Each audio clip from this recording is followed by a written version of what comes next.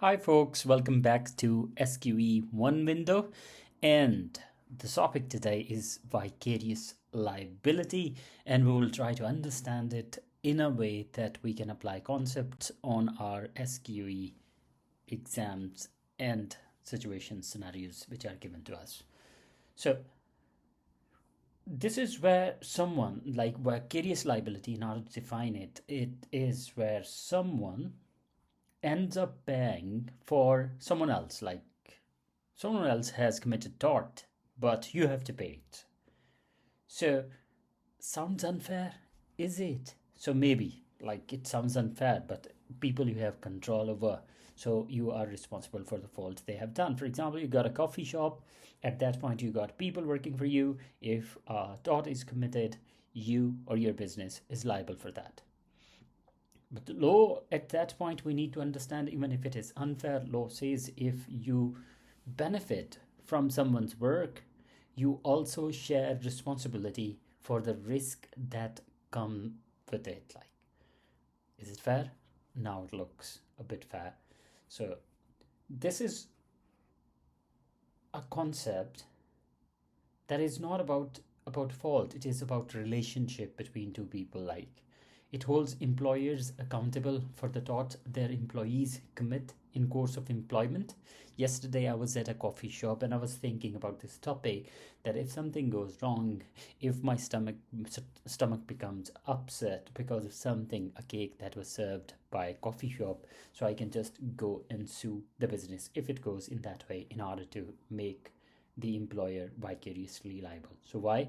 Because it promotes fairness, spreads risk, and ensures claimants are compensated by someone who actually has money. Usually, the employer's insurance company, most of the time in the United Kingdom, it is that the businesses are insured.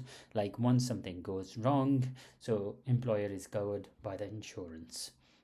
So yes, the employee may spill the coffee, but the company usually pays for the stain, or it can be an injury as well, a burn. So, the employer employee relationship we need to understand, the £1,000,000 question, who counts as employee? Load of complex things are going on where people are not employed and employees, and sometimes they are, like famous Uber case. Uber drivers are employees or not. If they commit tort, do you think Uber will be responsible or not? This was a debate which was going on in media and courts like a couple of years ago in United Kingdom. So it is not simple as saying someone who works for someone else. The court used several tests to figure it out. Firstly, the control test in you win, like it's one of the case. The more control the employer has over how the work is done, the more likely it is employment. So then came the integration test from Stevenson, Jordan, and Harrison. If the worker is an integral part of the business rather than just as accessory, that's probably an employee. And the most balanced is the multiple test from ready mixed concrete. This is one of the case law. It looks at control, payment, equipment, tax status, and contract terms, essentially the total picture. So I'll ask you, like, if there is a contractor working at your property, is the contractor your employee or is an independent person? You think about it. The distinction matters because employer are not usually liable for the act of independent contractors. So I'm not responsible for independent contractor who is doing my roofing and something goes wrong at that point, because I don't have control over them. They are not integrated into my business and all. So you need to use a bit of common sense in this case. So if you hire a plumber to fix your sink, for example, and he floods your kitchen, that's his problem, not yours. But if your own maintenance employee floods the same kitchen, guess who is paying? Of course, it's you. It's all about who controls legally, like in law and in facts as well. So To understand the course of employment, there are certain things that we will discuss, and we ask, when is the employer actually responsible for what the employee did? The classic phrase is, in the course of employment. If the employee was doing their job, even badly, the employer is usually liable. But if they were off on a personal mission, that's another story.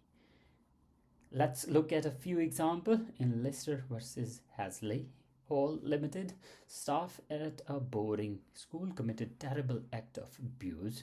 The court said the employer was liable because the act were closely connected with the employee's duties.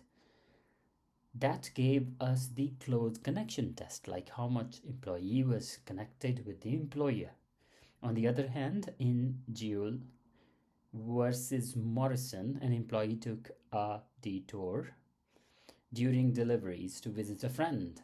That court said he was on a personal frolic of his own. No liability of employer in this case, because that's a personal trip, not in the course of employment. So if your employee crashes a company van while driving goods, that's your problem. But if they take the van to nightclub after work and crash it, that's their problem, not your problem.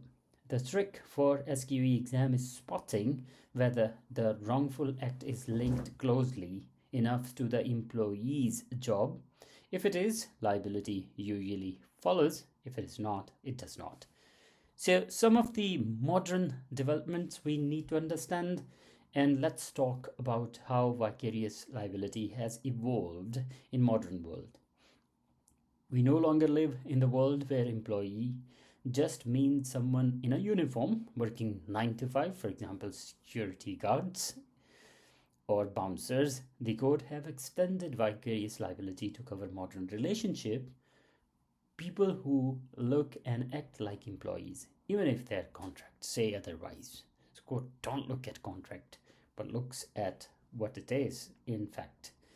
In vicarious claimant versus Catholic Child Welfare Society, the court held that number of religious order were in a relationship akin to employment. Even though there was no contract or salary, still the control was there.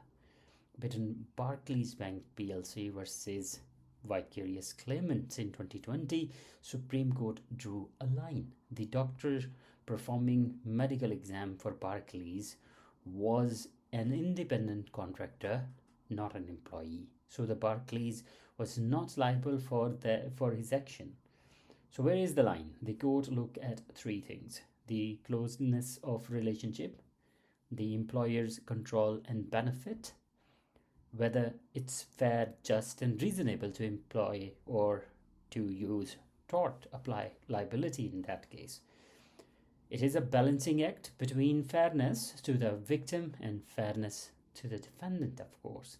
In other words, the courts are saying we shall hold you responsible if you effectively run the show, but not if you just hired someone with their own business card and they are working as an independent contractor or independent business at some point. So let's focus on SQE1, or like something that is close to my heart.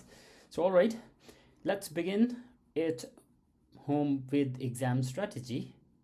When you get a vicarious liability scenario in SQE1, and your job is to follow a clear 3-step process. And that is: step 1, identify the relationship. Is it one of employment or something similar? Use your tests. Even it can be religious duty, people working there, not paid, but still they are under control. Step 2, check the connection to employment. Was the tort committed in the course of work or during personal frolic or personal adventures? Step 3, consider exceptions. Independent contractors usually break the chain unless the employer has been negligent in selection or supervision. Watch out for these common traps, like I have found them in SQE. treating all workers as employees, forgetting the close connection test from Lister, ignoring modern case law. For example, it was in Barclays Bank and vicarious claimants where doctor was working independent. And remember your golden SQE question: is it fair, reasonable to hold the employer responsible for what happened? That single phrase can unlock almost any vicarious liability question, because ultimately vicarious liability is not just about who caused the harm, it is about who should bear the cost. So that's what we should keep in mind. Thank you very much for bearing with us, and I hope you understand vicarious liability, and you will find notes and question bank to help you test your understanding. Thank you very much.